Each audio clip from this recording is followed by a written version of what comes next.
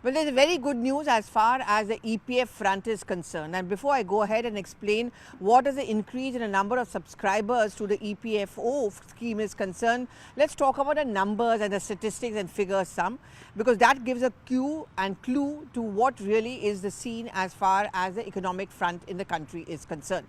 First of all, in the figures which have been put out by the Labour and Employment Ministry, there has been an increase of 14.63 lakh new subscribers which have been added in November.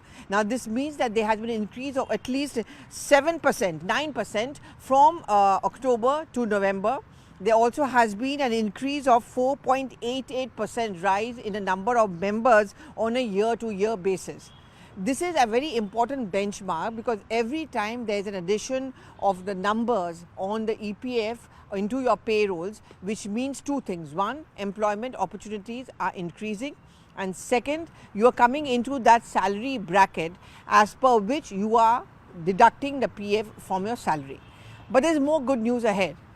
This increase that we are seeing as far as the subscribers are concerned are largely now in the age group of 18 to 25, which means a large number of young people are now getting employment opportunities.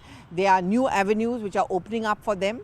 Remember, this has been one of the key areas which the government and the Prime Minister himself has been focusing on, that more and more young people should be given a chance and they need to do blue collar jobs, white collar jobs, a job stability, a relatively good pay structure which will ensure that the PFs are deducted. You know, when you reach a particular salary slab, that is where you become entitled for the Provident Fund to be deducted from your salary, which of course, as we know, is a welfare scheme where half the money is deducted from your salary, the rest half is given by the employer, and by the time you retire or you have a good funding which you can use in terms of emergency.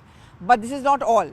The increase in the number of new subscribers, here we have seen an increase of at least a little over 14% as far as women employees are concerned. And at a time when the Prime Minister celebrated the Beti Bachao, Beti Padhao scheme, the Sukanya Samriddhi scheme, which talks about money being saved for a girl child's education and marriage, the focus of this government has been on Nari Shakti.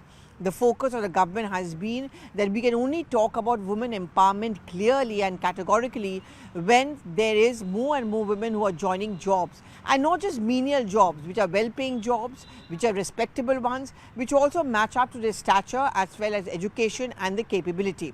Now, according to a Labour and Employment Ministry, over 14% increase in the number of new subscribers who are women is a very important benchmark. To wrap up, these figures are not just figures. These figures actually tell the story of an economic employment and economic growth, more economic opportunities, large number of young people and women stepping up, and also getting a good salary structure.